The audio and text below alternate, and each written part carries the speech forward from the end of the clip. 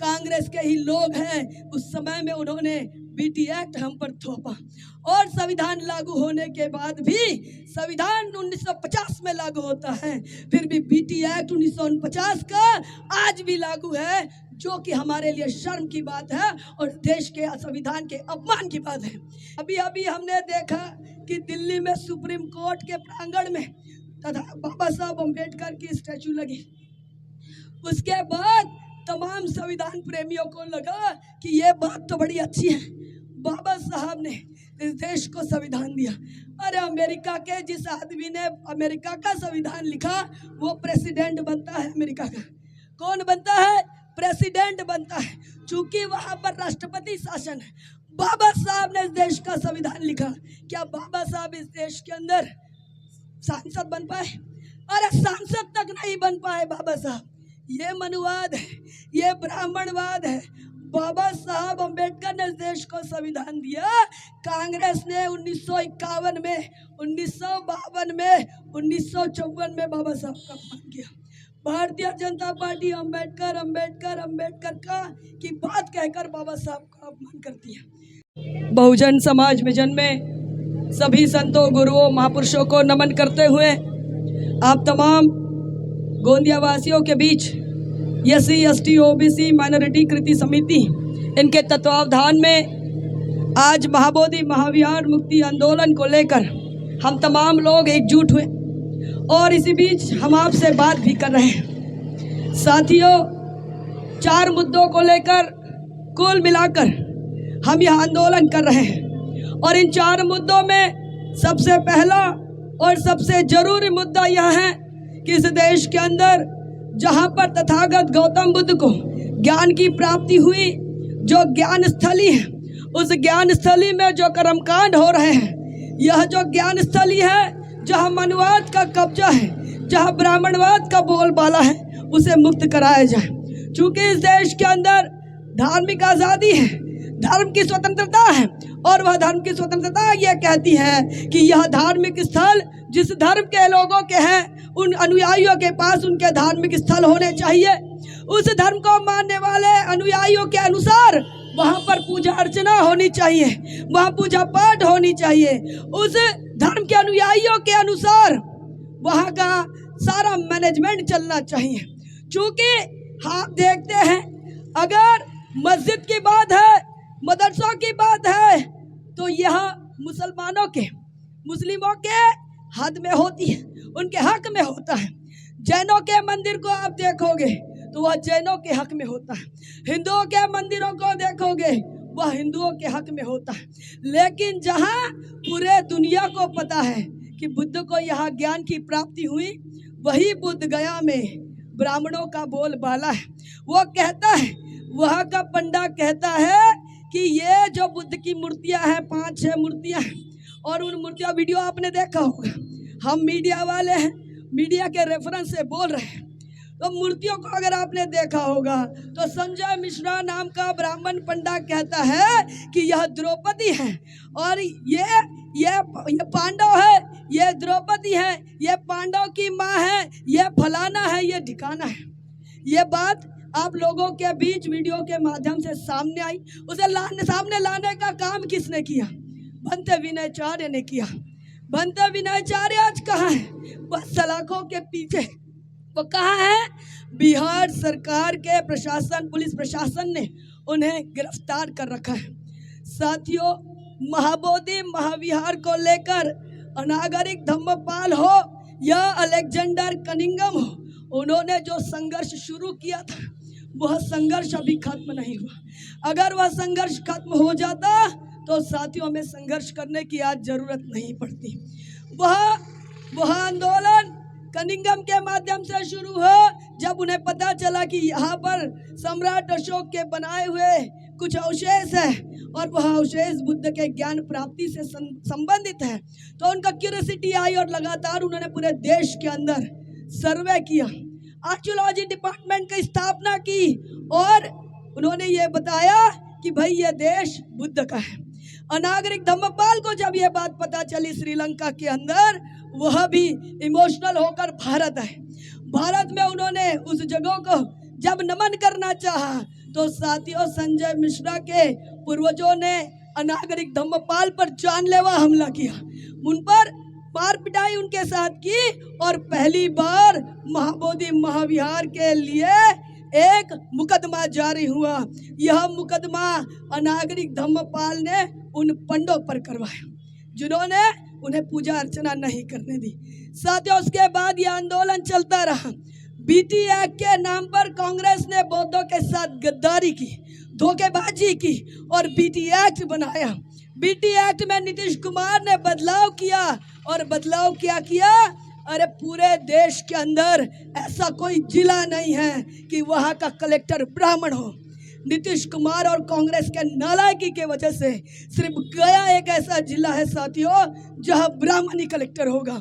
यह कितनी बड़ी शोकांतिका है। जिस देश के अंदर हम जातिवाद की समाप्ति की बात करते हैं, जिस देश में हम लोकतंत्र की बात करते हैं, जिस देश में हम बुद्ध के तत्व ज्ञान की बात करते हैं, जिस देश में बाबा साहब अम्बेडकर के दिए संविधान की बात करते हैं, उस देश में मात्र एक जिला ऐसा है जहाँ कोई दलित, कोई आदिवासी, कोई पिछड़ा, कोई मुसलमान कलेक्टर नहीं बन सकता। वहाँ बनेगा तो बनेगा सिर्फ ब्राह्मण कलेक्टर बनेगा। क्यों बनेगा? क्योंकि बीटी एक्ट का वही अध्यक्ष होगा, बीटी एक्ट का वही अध्यक्ष होगा। तो साथियों, ये पूरा का पूरा षड्यंत्र बहुजन समाज को समझना होगा और ये इसके कर्ता धर्ता कांग्रेस के ही लोग हैं। उस समय में उन्होंने बीटी एक्ट हम पर थोपा और संविधान लागू होने के बाद भी, संविधान 1950 में लागू होता है, फिर भी बीटी एक्ट 1949 का आज भी लागू है, जो कि हमारे लिए शर्म की बात है और देश के संविधान के अपमान की बात है। यह बहुजन समाज को समझना होगा। दूसरा मुद्दा है कि जो भंते विनयचार्य जिन्होंने पर्दाफाश किया मनुवाद का, जिन्होंने पर्दाफाश किया पंडों का, उस विनयचार्य को इन्होंने मुकदमे लगाकर अंदर कर दिया, गिरफ्तार कर दिया। उनकी रिहाई की हमारी मांग है। तीसरा मुद्दा चिराग रूंगटा है। तीसरा मुद्दा कुड़वा के अंदर बाबा साहब और तथागत बुद्ध के अपमान का मामला है। क्या ये मामला सिर्फ कुड़वा में हुआ?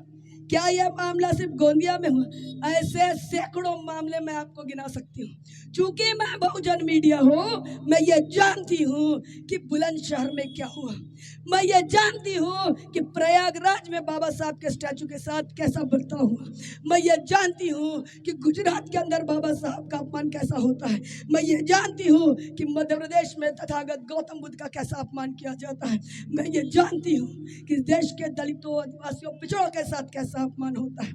और ये मुद्दे आज के नहीं हैं। जब से इस देश में बराबरी की बात शुरू हुई, जब से इस देश में एससी एसटी ओबीसी के हक अधिकारों की बात शुरू हुई, जब से इस देश में सबके धार्मिक भावनाओं के सम्मान की बात शुरू हुई, तब से इस देश में फुले शाहू बाबा साहब का अपमान होता है, दलितों, पिछड़ों, आदिवासियों का अपमान होता है, उनका उत्पीड़न होता है। चौथा मुद्दा ग्वालियर है। चौथा मुद्दा ग्वालियर है। अभी अभी हमने देखा कि दिल्ली में सुप्रीम कोर्ट के प्रांगण में तथा बाबा साहब अम्बेडकर की स्टैचू लगी। उसके बाद तमाम संविधान प्रेमियों को लगा कि ये बात तो बड़ी अच्छी है, बाबा साहब ने इस देश को संविधान दिया। अरे अमेरिका के जिस आदमी ने अमेरिका का संविधान लिखा वो प्रेसिडेंट बनता है अमेरिका का। कौन बनता है? प्रेसिडेंट बनता है। चूंकि वहां पर राष्ट्रपति शासन है, बाबा साहब ने इस देश का संविधान लिखा। क्या बाबा साहब इस देश के अंदर सांसद बन पाए? अरे सांसद तक नहीं बन पाए बाबा साहब। ये मनुवाद है, ये ब्राह्मणवाद है। बाबा साहब अम्बेडकर ने इस देश को संविधान दिया। कांग्रेस ने 1951 में, 1952 में, 1954 में बाबा साहब का अपमान किया। भारतीय जनता पार्टी अम्बेडकर अम्बेडकर अम्बेडकर का की बात कहकर बाबा साहब का अपमान करती है।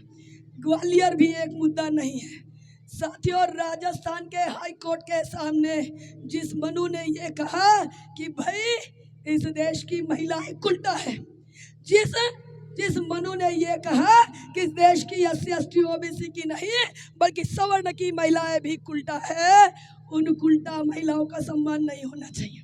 उन महिलाओं ने अपने बाप, बेटी और भाई के साथ अकेले नहीं बैठना चाहिए। उस मनु का पुतला राजस्थान के हाई कोर्ट में है साथियों, राजस्थान के हाई कोर्ट में है। लेकिन जिस बाबा साहब अम्बेडकर ने इस देश की दलित, आदिवासी, पिछड़ी और सवर्ण महिलाओं को सम्मान दिया, उनके स्टैचू का अपमान ग्वालियर में किया जा रहा है और करने वाले दूसरे तीसरे कोई नहीं, पढ़े लिखे वकील है, अधिवक्ता है। वो अधिवक्ता है जिन्होंने कानून की किताबें पढ़ी, जिन्होंने देश का संविधान पढ़ा और वो अधिवक्ता बने, कोर्ट में पहुंचे, न्याय की बात करने वाले, वो बाबा साहब का अपमान कर रहे हैं। ये हम चारों मुद्दों को लेकर इसलिए कह रहे हैं आपसे क्योंकि यह मुद्दे गैर बराबरी को दर्शाते हैं। यह मुद्दे गैर बराबरी को दर्शाते हैं और जो लोग गैर बराबरी के खिलाफ बात करते हैं उनका अपमान होता है। अब हम बराबरी की बात करने के लिए, हम लोग न्याय की बात करने के लिए आप तक पहुंचे और आप लोग भी हम तक पहुंचे। चूंकि इस प्रकार के जो मुद्दे हैं इसमें न्याय मिलना चाहिए, यही हमारी प्राथमिकता है और इसीलिए हम लोग लगातार शासन प्रशासन के साथ लड़ झगड़ कर अपने महाबोधि महाविहार की मुक्ति की बात कर रहे हैं। मान्यवर कांशीराम साहब कहते हैं साथियों, जिन्होंने इस देश के अंदर बाबा साहब को देश के कोने कोने में पहुंचाया, कश्मीर से कन्याकुमारी तक, जिन्होंने बाबा साहब को घर घर में पहुंचाया, वो मान्यवर कांशीराम साहब कहते हैं अगर आपको महाबोधि महाविहार के पंडों को बाहर निकालना अगर आप चाहते हैं, अगर आप लोग महाबोधि महाविहार के पंडों को बाहर निकालना चाहते हो तो भगवान और कांशीराम साहब कहते हैं अरे संसद के पंडों को पहले बाहर निकालो। अगर आप संसद के पंडों को बाहर निकालने में कामयाब हो जाते हो तो महाबोधि महाविहार के पंडे अपने आप कुर्सी छोड़ देंगे। लेकिन हमारे लोग इस बात को समझ नहीं पा रहे। आप इन बातों को समझोगे, इसी आशा उम्मीद के साथ अपनी बात को विराम देती हूँ। जय भीम, जय भारत।